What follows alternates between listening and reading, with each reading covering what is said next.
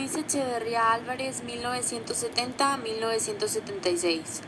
Al iniciar la década de los 70, un gran número de mexicanos carecían de casi todos los servicios públicos. La producción agrícola ya no era suficiente. El desempleo en las ciudades ya era un problema serio.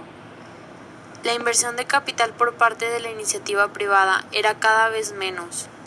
Para evitar una inestabilidad política de alcances considerables, el presidente Echeverría inició una política populista. La situación del campo. Al asumir el gobierno en 1970, el presidente Luis Echeverría se enfrentó al minifundismo y neolatifundismo. Surgió el Plan Maestro de Organización y Capacitación Campesina, el cual consideraba que la limitación de la producción campesina y parte fundamental, la equidad, radicaba en la ausencia de formas de organización. La Ley de Crédito Rural de 1976 solo se consideraba como sujetos de crédito ejidos, comunidades sociales de producción rural y no al ejidario en forma individual. Las organizaciones campesinas se adhirieron al Pacto de Campo, el cual se comprometía a apoyar la política del régimen. Industria. La política del Fondo Monetario Internacional influyó para que se pusiera en práctica en México la política de restricción de salarios y una serie de orientaciones económicas. Se creó el Fondo Nacional y garantía al consumo de los trabajadores. Repercusiones de la industrialización en la estructura social. La sociedad se vio dividida con mayor claridad. La población rural cada vez con menos oportunidades. Con la industrialización se remarcaron las clases sociales y los dueños de las empresas fueron obteniendo altas ganancias. La población. Al iniciar la década de los 70, México contaba con una tasa de crecimiento de las más altas en América Latina. Surgió la política de población, la cual decía sobre regular los fenómenos que afectaran al volumen de la población. La política. De 1970 a 1976 aumentaron los electores probables y disminuyó el abstencionismo. La crisis político-ideológica se acentuó a partir de 1971, en que la crisis económica se manifestó en todas las dimensiones y la deuda externa aumentó en forma exorbiante. López Portillo, 1976-1982. Al iniciar su gobierno, López Portillo anunció un proyecto que se llamó Alianza para la Producción, cuyo propósito era sacar del país de la crisis. El campo. El Plan Nacional Agrícola, anunciado a principios de 1977, califica la crisis del sector rural como una crisis de producción que debía recuperarse mediante estímulos a la productividad. Ley de Fomento Agropecuario de 1979. Los primeros buscaban la oportunidad de aprovechar con un mayor rendimiento recursos redundantes para aumentar los rendimientos de la tierra, mediante la unión de esfuerzos. En noviembre de 1979 se creó la Coordinación General del Plan Nacional de Zonas Deprimidas y Grupos Marginados, cuya acción estaba orientada a llevar a las zonas rurales marginadas elementos materiales y de organización que permitían atender los mínimos bienestar de la población. Vicente Fox nace en la Ciudad de México el 2 de julio de 1942. Fue un político y empresario mexicano quien fue militante del Partido Acción Nacional. Se empeñó como presidente de México del 1 de diciembre del 2000 al 30 de noviembre del 2006. Su elección marcó el final de un periodo de 71 años en el que todos los presidentes de México fueron militantes del Partido Revolucionario Institucional o de los partidos que dieron origen a este. Su política fue igual a la de sus antecesores, al ayudar a Calderón a quedarse como el próximo presidente al momento que terminara él. Hubo una gran crisis económica que fue provocada en el régimen anterior. Algunos analistas sociales le han llamado a este periodo la década perdida. Comprende los años de 1980 a 1990. Miguel de la Madrid utilizó como lema por la renovación moral a este discurso ético-moral en virtud de su gran desprestigio que se generó por la corrupción y los excesos en los gastos. Política económica.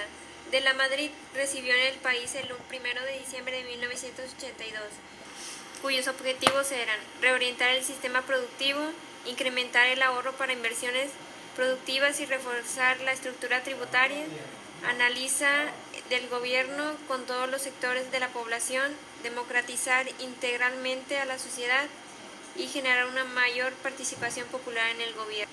En 1983, el gobierno implementó el Programa Inmediato de Reordenación Económica.